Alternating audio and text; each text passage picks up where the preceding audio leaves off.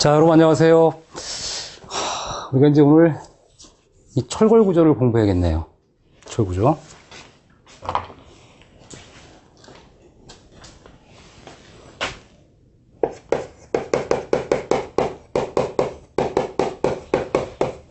자, 이 철골 구조라는 거. 철 구조라는 것은 이제 우리 쇳덩어리를 얘기하는 거잖아요. 스틸 컨스트럭션이라고 합니다. 그럼 철 구조 생각하면 연상을 해야 돼요. 철 구조.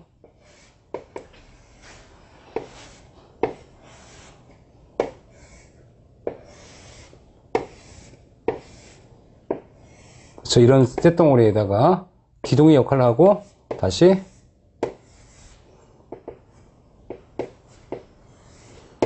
기둥과 뭐 이런 걸로 이렇게 접합을 하는 겁니다. 철구조죠. 이 철구조는 기둥과 본데 만약 뭐랑 비교가 되냐면 항상 이 철콘 구조랑 많이 비교가 되죠, 사실. 그죠? 이 철콘 구조라고 하는 것은 이거 같은 어떤 힘을 받아야 된다 그러면 굉장히 육중해야 되고요. 여기다가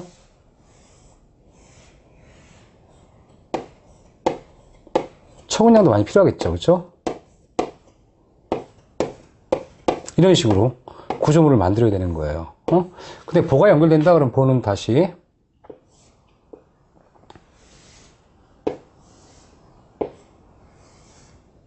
이렇게 생긴 구조물이 이제 보가 필요한 거예요. 그리고 결과적으로 딱 비교만 해도 어때요? 굉장히 무겁다, 가볍다 알 수 있잖아요. 그럼 이 철구조에 우리가 장단점이 나와. 특징. 뭐 장단점을 항상 비교해 보세요. 그러면 일단 경량이다. 가벼웠습니다. 가벼워. 그 다음에 이 쇳덩어리의 재료적 특징은요, 연성 파괴를 합니다. 연성 파괴. 그 다음에 인성이 굉장히 큽니다. 그래서 에너지의 어떤 소산 능력, 어떤 변형에 대한 소산 능력, 이런 게 굉장히 우수할 수밖에 없어요. 그래서 이제 이 소성 변형 능력이 크다는 거. 연성이 좋기 때문에 소선 변형 능력이 크다는 거예요. 근데 여기서 연성과 치성은 항상 비교가 되죠. 이 콘크리트 재료는 상대적으로 뭐예요? 취성이에요. 그 다음에 얘가 굉장히 구조물이 무겁죠. 무거워요. 에너지 소성 변형 능력이 크지가 않습니다. 그러니까 얘는 일정한 변형이 시작되면 파괴가 돼요. 그냥 위험한 거예요. 얘는 이 변형 능력이 좋기 때문에 하중을 받아도 급작스럽게 파괴되는 게 아니라 서서히 변형하면서 파괴가 되니까 사람들이 대피할 시간의 여유가 생길 수 있다는 얘기입니다. 이런 것들 중요한 거죠. 그 다음에 이제 우리가 시공이 간편해요. 시공. 이 시공 간편한 건 철골 재료죠. 한 재료잖아. 그러니까 시공이 간편하다. 상대적인 거예요. 그 다음에 이제 이 철골 기둥 같은 경우 한 절이라 그래가지고요. 한 절. 보통 막 10m, 10m짜리 한 번에 들어와, 현장에. 그럼 한 번에 들어온다 그러면 2기층, 3기층 한 번에 시공이 돼요. 그러나 여러분이 초코트 공부하면 어떻게 돼요? 초코트는 한 계층에 한 번이죠. 한 계층에 한 번씩 한 번. 그게 뭐냐? 한 계층씩 타설을 해서 이렇게 올라가는 거예요, 이렇게. 매층. 기다려야 돼. 왜? 컴퓨터 굳을 때까지. 근데 얘는 두 계층에서 세 계층을 한 번에 기둥으로 세워줄 수가 있어요. 그럼 어떻게 돼요? 공사 속도가 엄청 빠르죠. 공사 속도가 엄청 빠른 게 바로 철구조다 생각하시면 돼요. 다만 비싼 재료죠. 상대적으로 고가이다. 비용이 비쌉니다. 그 다음 유지보수도 비싸. 왜? 이 쇳덩어리는 사실 이렇게 콘크리트처럼 뭐가 없어요? 피복이 안 돼 있잖아. 그러니까 어쨌든 내화성이 나빠요. 그 다음에 부식이 되니까 내성이 나빠요. 그럼 내화성과 내성을 극복하려면 뭐가 필요해? 얘도 피복을 해야 돼요. 이 피복을 뭐라고 하죠? 우리가 단점 중에 하나는 내화 피복을 해야 되는 거예요. 내화 피복 하면서 유지보수비도 비싸집니다. 내화 피복에 내식성, 내화성이 없잖아. 쇠는 열에 약하고, 그죠? 열에 약하고 내화 피복도 필요하고 우리가 부식을 하지 않도록 내식적인 그런 유지보수 관리도 해야 되는 겁니다. 그 다음에 가격도 고가라고 했고요. 그 다음에 이 부재가 얇아. 이 부재가 얇기 때문에 얘는 좌구를 일으키기도 하고요. 특히나 압축에 의해서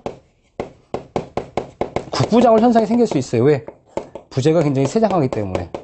이 부재가 생각하는 건 얇고 길다는 거예요. 그러다 보니까 얘가 힘을 주면 얘가 이렇게 힘을 주죠? 그러면 이렇게 얘가 부분적으로 굽고 작업되는 경우가 있어요. 로컬 버클링이라고 해가지고 이 로컬 버클링은 철골 구조만의 특성입니다. 철콘에서는 우리가 이렇게 굽고 작업을 얘기는 하지 않습니다. 분명히 동전이 앞뒤 같은 단점이 생길 수 있고요. 그 다음에 또 이제 우리가 그 피로 강도가 저하가 심해요. 피로 강도. 피로 강도에서 우리가 강도가 떨어질 수 있어요. 파단되거나. 무슨 얘기냐? 우리 철사라는 거 있죠. 철사라는 걸 잡아 당기면 굉장히 강해요. 그렇죠? 여러분 솔직히 철사 같은 거 손으로 끊기 쉽지 않아요. 근데 여러분들 애들도 끊을 수 있어요. 어떻게 끊어요? 애들한테 계속 왔다 갔다 반복하라 그래. 그럼 어떻게 돼요? 원래 이 강제의 강도는 강한데 이 반복 하중을 막 가하면 얘가 피곤하니까 끊어지는 경우가 있어요. 그래서 이 피로에 의한 강도 변화가 심한 게 제조적 단점 중에 하나라고 생각하시면 될 것 같아요. 당연히 열도 약하고요. 이런 게 이제 장단점이라고 생각하시면 돼요. 장단점. 그렇다 보니까 가볍기 때문에 고충화에 뭐가 더 유리할까요? 당연히 철골 구조가 고충화에 유리하고요.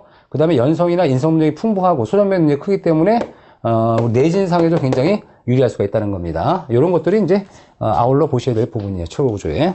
자, 우리 교과서 내용에 보면 그런 내용이 좀 나올 겁니다. 그렇죠? 예. 그 다음에 이제 제가 설명 안 드린 것 중에 이제 해체가 용이하던 것도 있겠네. 해체. 왜냐면 한 가지 재료이기 때문에 해체가 좀 쉬워요. 철콘 구조는요. 철과 콘크리트가 잘 만나서 부착력이 좋잖아요. 그러니까 너랑 한 몸이야. 그래서 잘 부착이 잘 안 떨어질라 그래. 하지만 철골은 단일 재료이기 때문에 상대적으로 해체가 용이할 수 있다는 겁니다. 뭐 관련된 용어 종이 같은 거 한번 보시고요. 그 다음에 이제 우리가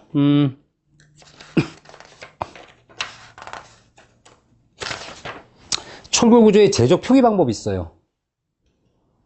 제조 표기 방법. 그럼 철골 구조의 제조 표기 방법이 뭐냐?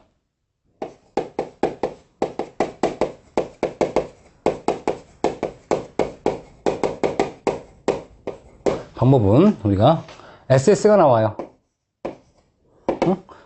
스틸 스트럭처 일반 구조용 아변 강제.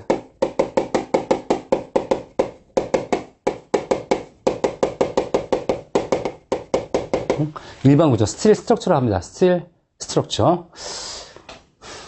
그 다음에 이제 SM이라고 나와요. SM은 스틸 머린이라고 그래. 이 머린 의미가 뭐죠?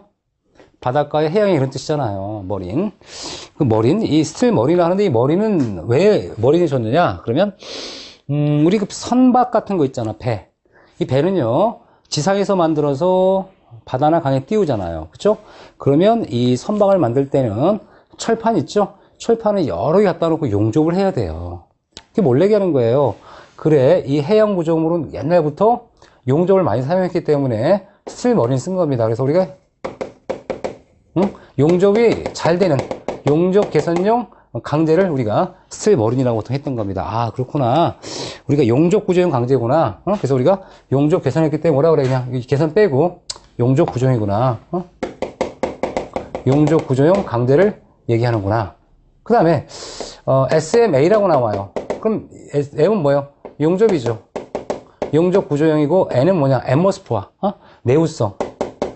용접 개선과 외부 기계 현재에서 내우성을 좀 더 보장한 이런 강제를 SMA라 하더라. SMA 내우성 용접 구조형 강제. 그래서 우리가 이걸 거꾸로 얘기하면 내우성 용접 구조용 강제를 하는 겁니다. 강제. 그 다음에 이제 우리가 여기까지는 뭐 일반적인 얘기고요. 그 다음에 이제 나머지의 뭐 SPS라든가 SPS에서 P는 파이프입니다.